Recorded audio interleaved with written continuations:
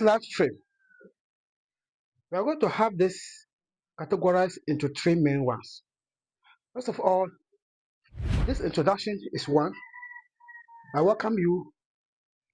And secondly, we'll talk about what 90% of beginners do that lead to failure. And such failures, there are avoidable mistakes that they do.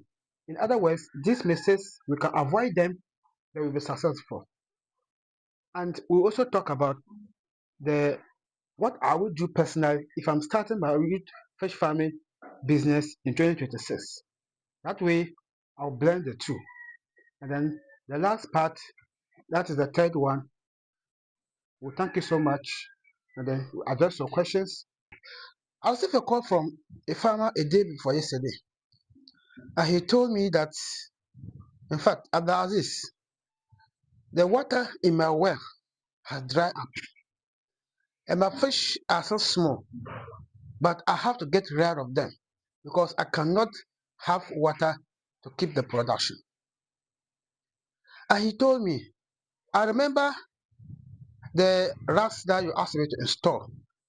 However, currently I don't have money to do it, and I can't keep on getting water to keep the production.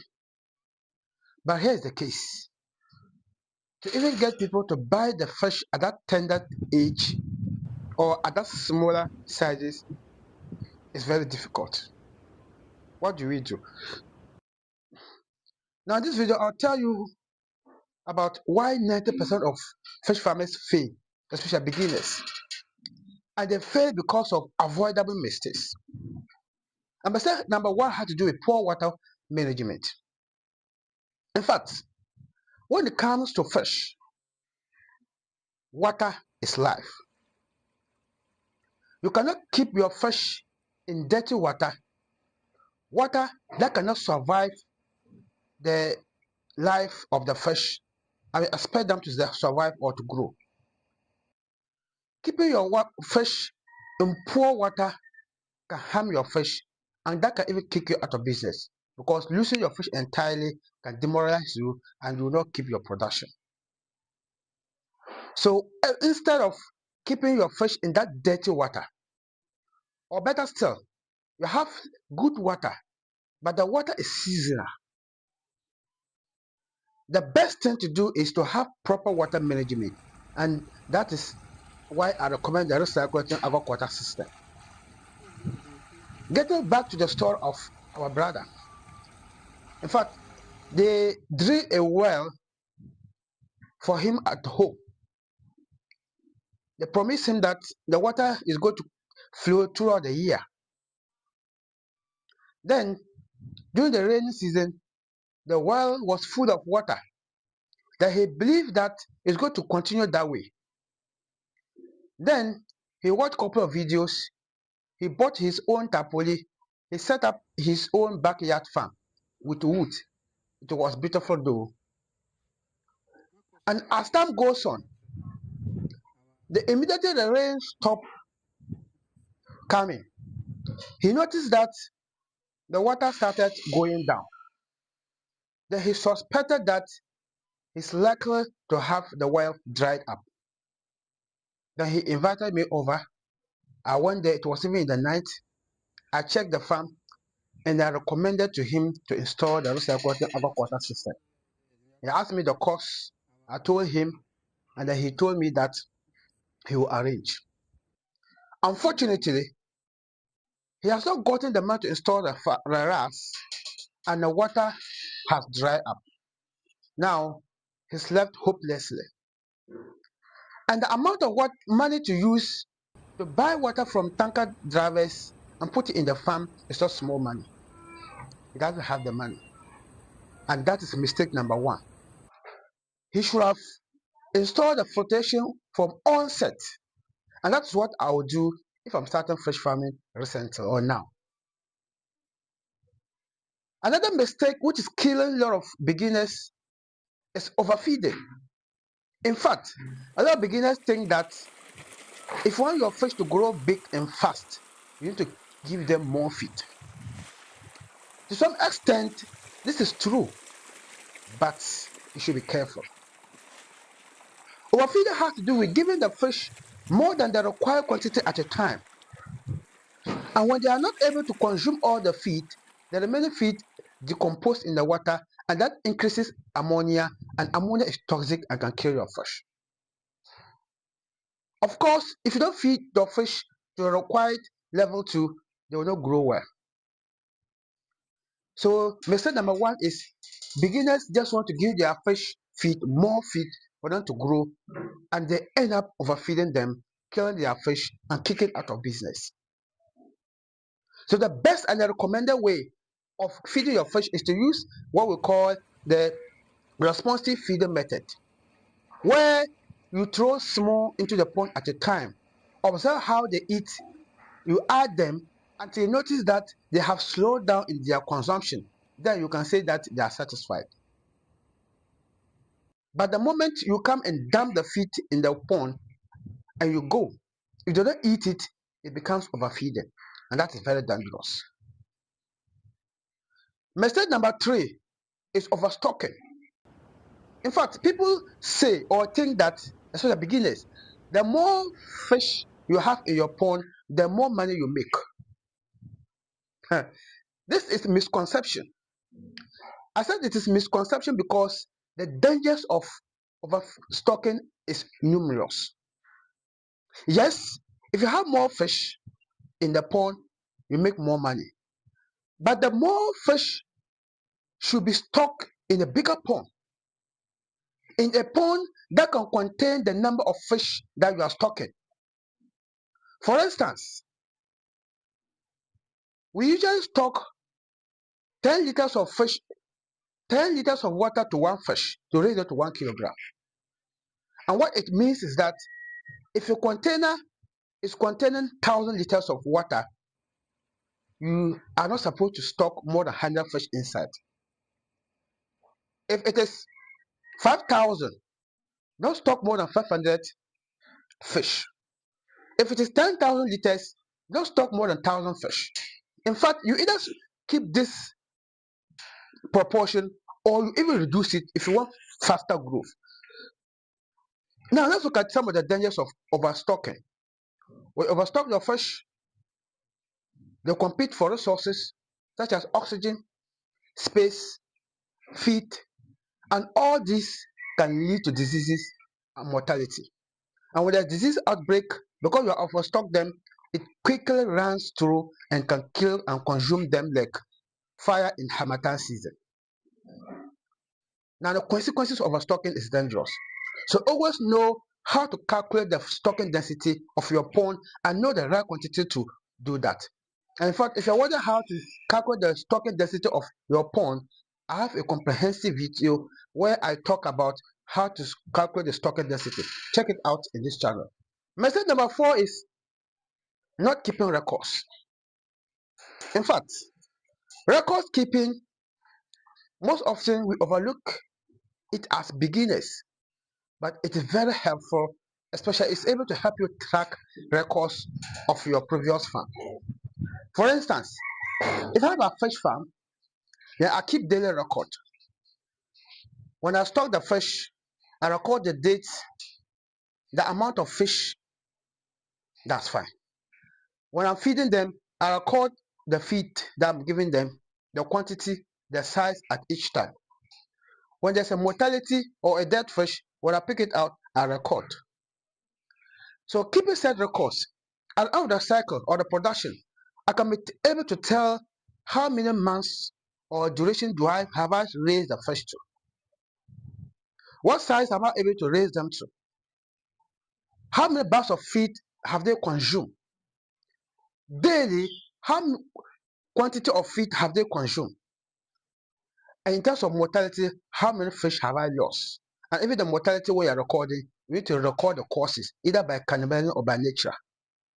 All this, it will guide you so that when you're stocking next time, you can know, oh, previously when I stocked 1,000 fish, I was able to use, let's say, 30 bags of feed, and I have this resource. Or this one, if I stock 1,000, probably I can use 25 bags, or I can use 45 bags, or I can still maintain the 30 bags, and I can get best results. Oh, I lost this number of fish due to cannibalism. I lost this number of fish due to this or so. So what do I do so that I won't explain that again? You see, set record will guide you, then you will be able to break even in your previous production. But if you don't have anything to show, it becomes problem. Even instances where you are seeking for funds, there are certain times most of the fund they want to see the track records, the records that you have. If you don't have set previous record, it will be difficult to provide that. So keeping records such as fish farm daily management records, financial records, all this is going to help you. And the last one has to do with biosecurity. Biosecurity is very important. Always quarantine new fish before adding them to the existing ones because they can come with diseases. Always check to make sure that your fish are free and secured from predators. Predators are best or living organisms that feed on fish. Try to protect them from that. Make sure that you check diseases before it outbreaks. Make sure that you have preventive measures like when it happens, what to do. Make sure that you have probiotics, antibiotics, more importantly, bitter leaves, salt, and all these things, and you know how to apply them the right way so that anytime you are required to provide certain measures, you'll be good to go. We have looked at 5 ways or 5 mistakes that led people to run out of business, especially beginners, within the first year of production. And if you avoid them, believe me, you are going to succeed in this journey. If I were to start a fish farm in 2026, I would do exactly this and avoid what 90% of beginners rush to do that cause failure. And before I give you these things, let's look at this scenario. In fact, in the beginning of 2025, this year, someone contacted me. In fact, he's a Ghanaian, African in diaspora.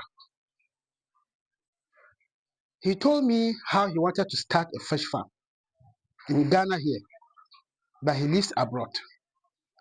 He gave me his vision, and the vision was marvelous.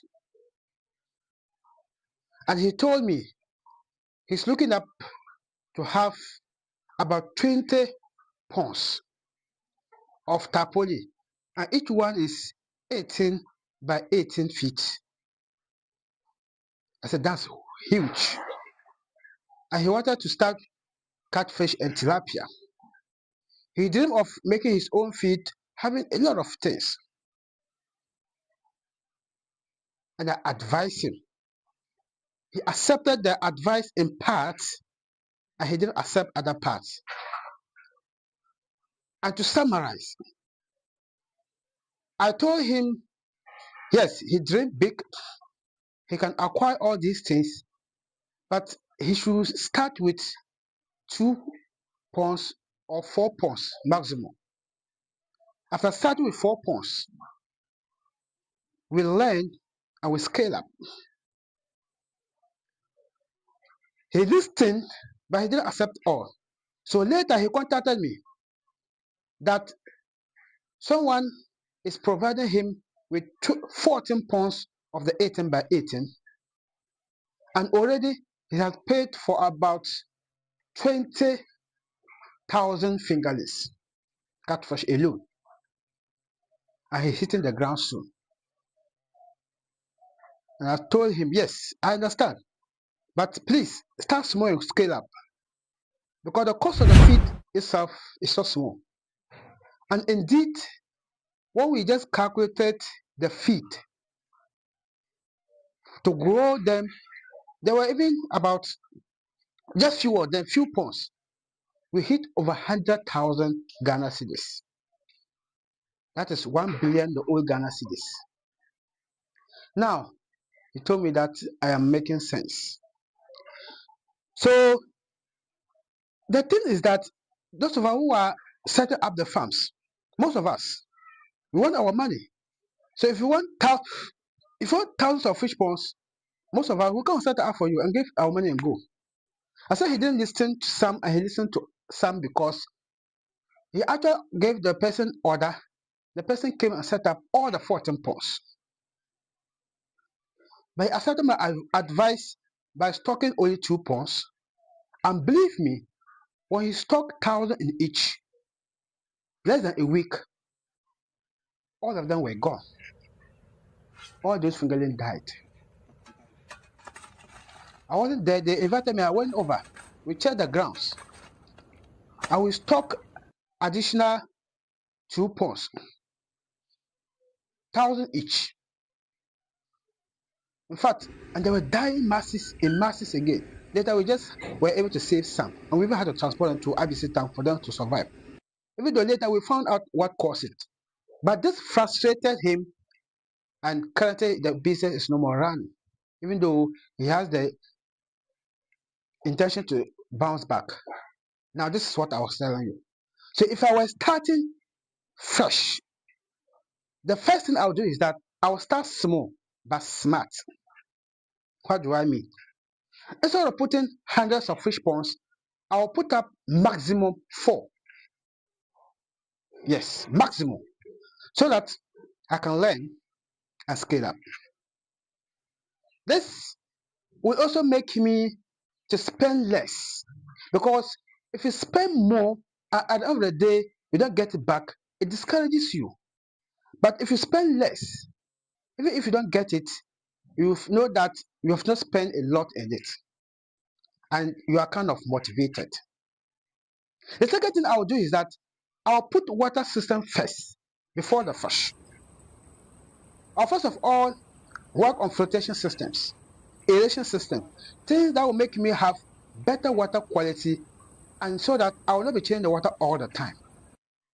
Let me give you this scenario. I know a farmer in Tamale who was having a well at his backyard, and the well was full of water during the rainy season. He set up the farm without flotation because he thought he has abundant water, so he could be changing all the time. As I speak now, the well is dry up. There's no more water to keep the fish, and he's trying to provide flotation and other sources to keep the fish or to sell out the fish. So that is what I will do differently. I will set up these flotation systems, that is the aquaculture system, and that when that happens, I will be able to manage the water very well. I will do that, and we can do that for you. And if you don't want to learn it yourself, we have DIY filtration course where you can learn it yourself and do it. The link is in the description. Now, having gotten our water, what we will also do is to have biosecurity measures in place. That's what I will do. I will ensure I have quarantine tanks. I will ensure I protect my fish from predators. I will ensure that I have bitter leaves at my farm to always apply when the fish are not feeling well.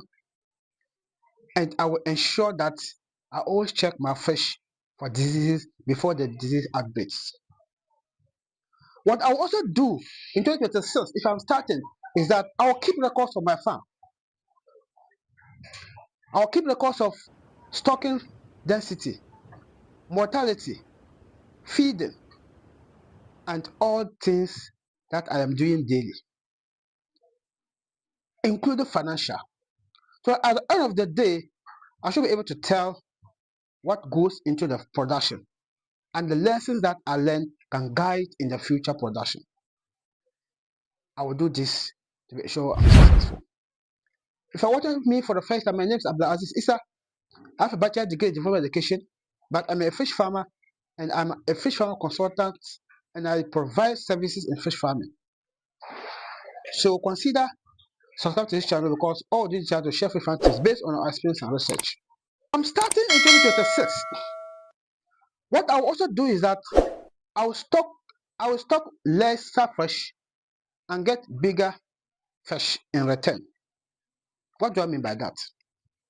Instead of overcrowding the fish in a pond where they are competing for feed, where they are competing for space, where if there's diseases, it wipes all of them out, I'll stock them less. And that way, they'll grow faster. And I make my money and I stock again. I will not believe the math or the misconception that more fish in a pond means more money.